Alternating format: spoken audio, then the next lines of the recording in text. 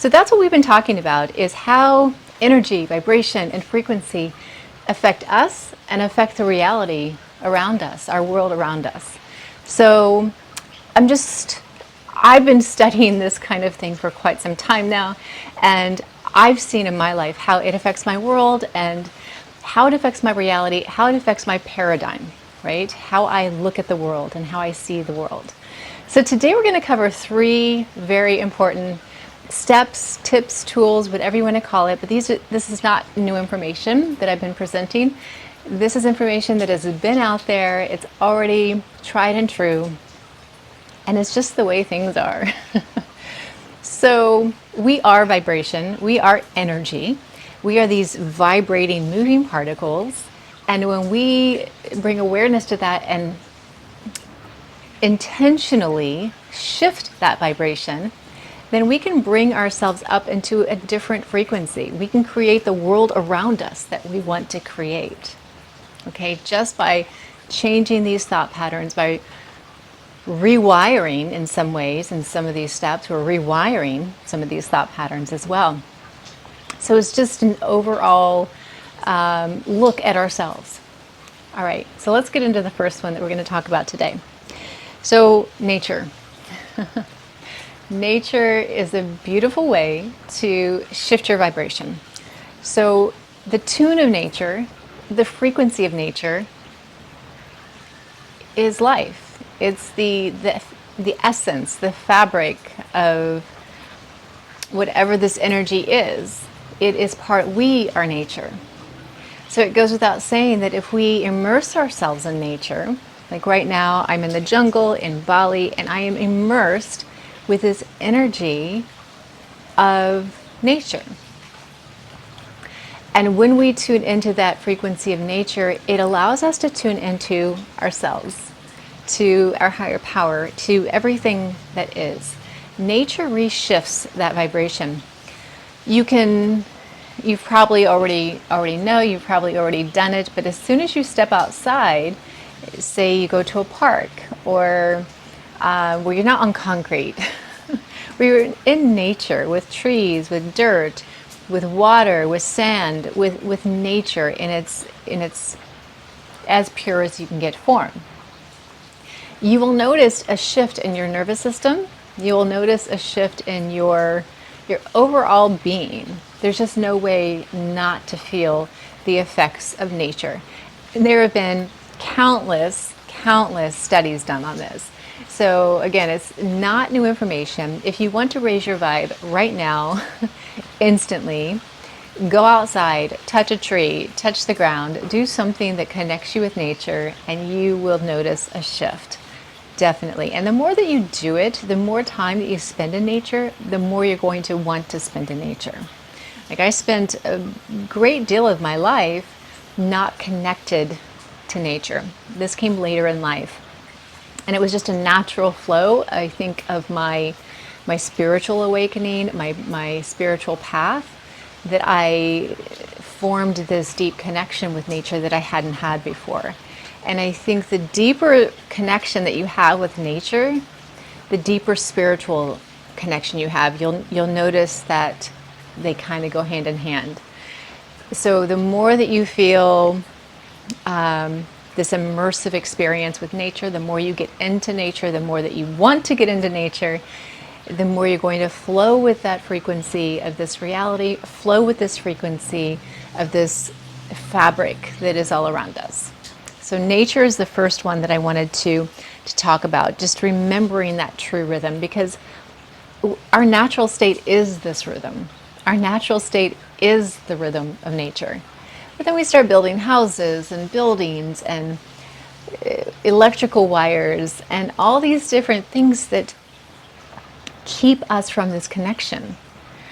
I remember when I was living in a nice house in the suburbs and, in a neighborhood, and when I started having this spiritual awakening and started becoming more connected, it became to where it was frustrating to a point that I couldn't take it anymore. Not being able to see the sunrise and not being able to see the sunset. Just two basic things I couldn't even see because I was in this enclosed suburban environment, and fences and other houses and all of these hindrances blocked me from tuning in from that connection. I would have to get in my car to go experience nature.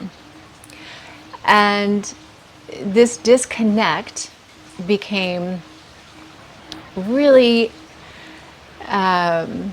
just came to my awareness. And as I began to wake up, as I began to go down this up, whatever, follow this path of seeking, of looking for truth, for source, for that connection, it just became to where I didn't have a choice. I had to connect with nature. And I had to put myself in places where I could connect with nature. It's why I'm drawn to places like this, because I want that connection. I want to immerse myself in that wavelength, in that vibration. Because if you'll notice, nature doesn't rush. Nature doesn't apologize for just being nature. Nature just is. Nature just flows in this cycle, in this cyclical way, and it just is. And we as humans, we've lost touch with that. We force instead of flow, flow, flow. And the more that we're flowing, the more we're allowing what it is that we want to enter into our existence, into our reality. But if we are forcing this life into our environment that doesn't flow with nature, doesn't flow with the natural rhythm of this space, then we're going to always be in that constant resistance. We're going to always have that blockage. So nature helps us connect to that. Nature helps us find that once more. And I shouldn't say find, remember. Nature helps us remember. All right, intuition. Intuition is something, that inner compass, that inner guide, that GPS that we all have. We all have it. And again, it's going back to these conditioned beliefs and going against that. So a lot of times I spent my life doing all these shoulds. I spent my life doing all these things I thought I was supposed to do. So with much resistance and much struggle and much going against everything in me, I did all the things. I went out, I got the college degree, I got the good jobs, I got the fancy cars, the fancy house. I did all the shoulds, and it felt a lot like swimming against the current. It felt like I'm in a riptide and just like going, but I'm not moving. That's what it felt like. And in some ways I was moving. I was finding those achievements and marking off those goals and doing all of that. So there was that there and marking points, but where was I really going? And one day I just woke up and thought, this can't be all there is, right? But our intuition is different. Our intuition is not necessarily a mind thing. Now, our minds can be a very powerful tool if we use it as a servant. But our spirit is the ultimate guide, or should be the ultimate guide, and I shouldn't.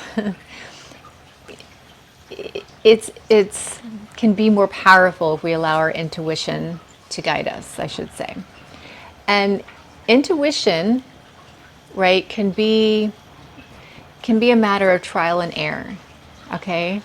So intuition, we can get that gut feeling and know something is off, but we might think it's fear because we're going into something new or the unknown or something we haven't experienced before. And there is going to be that healthy fear that gives us this check, like, are you sure that you want to do this? And that is different. That is discernment. So discernment and intuition are both, we have to learn those. We have to learn how our body feels, where we feel it when we're deciding between, is this discernment or is this intuition?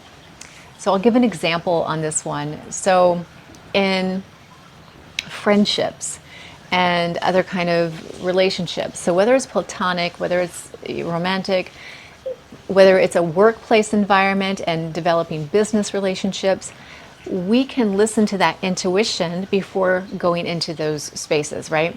So I had this friend who we connected, and we became really great friends. We connected on some spiritual ideas, and we had both our weird woo-woo stuff that we would talk about, and we both had plans that we were going to do this and do that and go further into our spiritual journey. And we talked about these things openly, and we were each other's allies, and I thought we were just such great friends.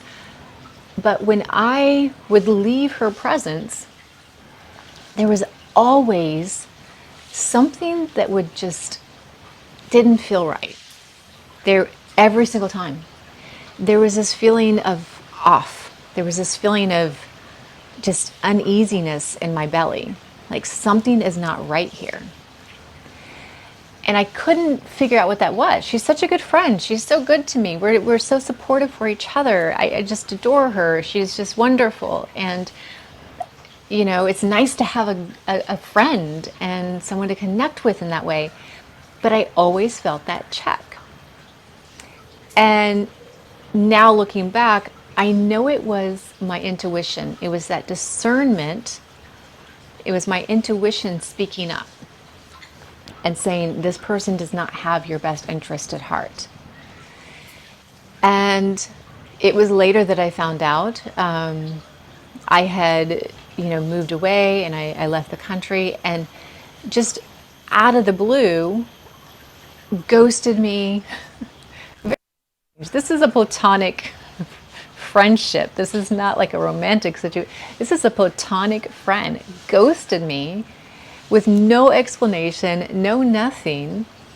And yeah, there was definitely this sense of, oh, that's why. There was no connection there. I just thought there was a connection there. So I was trusting someone and giving my heart and my spiritual wisdom to someone who was just taking from me. We weren't in a friendship, right? Because friends don't just randomly just ghost you for no reason. So my intuition was speaking up the entire time that this was happening. And nothing major came out of this that I know of, but I was giving to someone who was not reciprocating that energy. I just didn't know it. So this can save us from, investing in relationships that we don't necessarily need to invest in. And, romantic relationships can be a little bit easier to find out if it's not the right fit for us. In romantic relationships, just, this might sound weird, but just the smell of them can give you an idea if that's a good fit for you.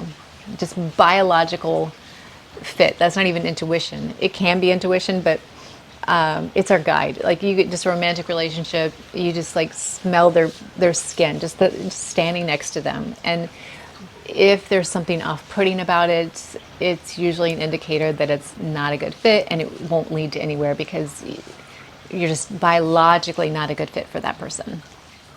That's off topic.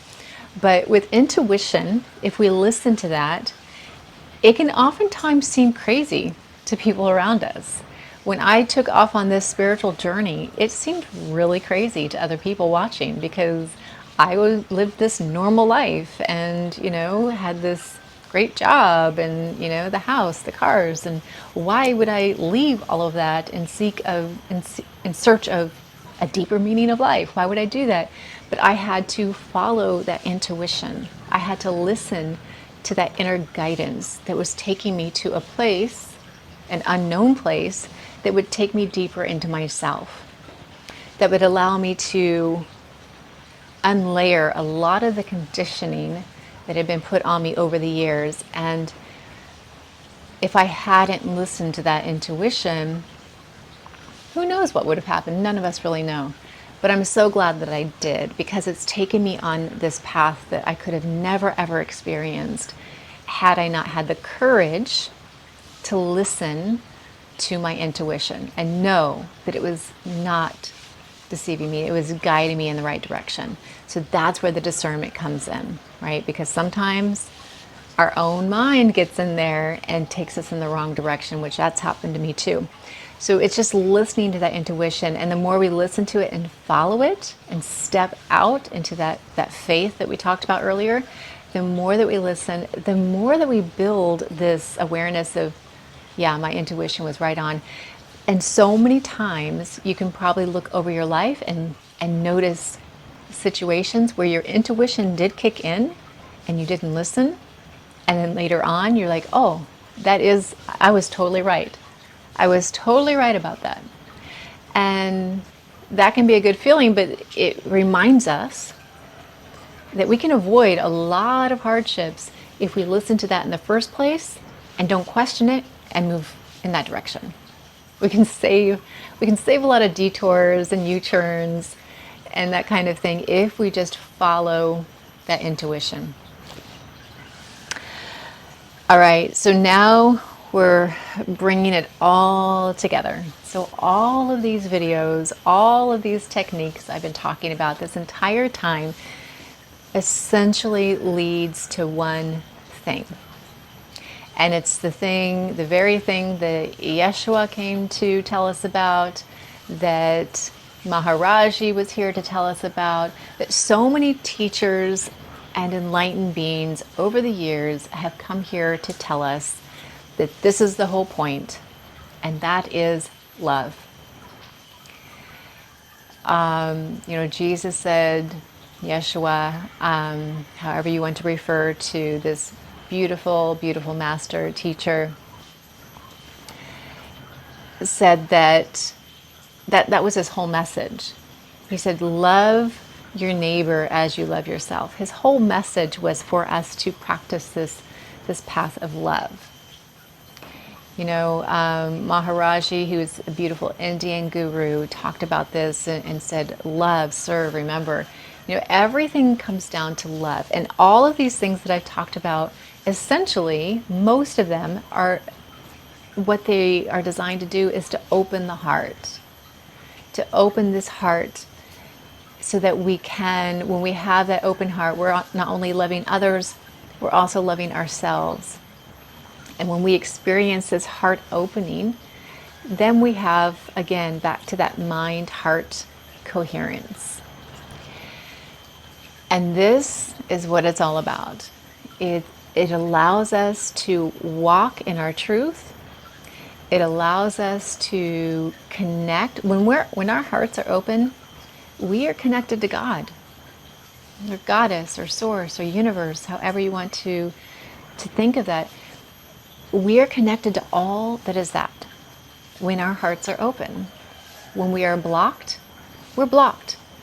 We're blocked from that flow of life to happen through us. God is moving in us and through us and around us at all times. But if we are closed, if our heart is closed, we are blocking that out. And so the whole point of everything that I've been talking about here, the whole reason that we're even here is to learn this one, love. And it's about loving others, and it's about loving ourselves. And to truly embrace what this means, and to truly know what this means, and to have that connection, to have that flow, that's what it all comes down to.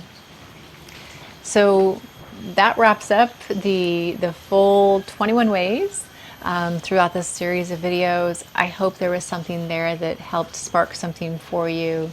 And if you have any areas that you want me to elaborate on or talk a little bit more, feel free to leave something in the comments and we can explore that.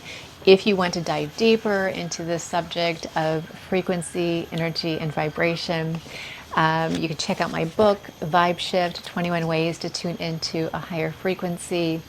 And in this book, I go a little bit more in depth. It also serves as a workbook as well. So there are journal prompts in here.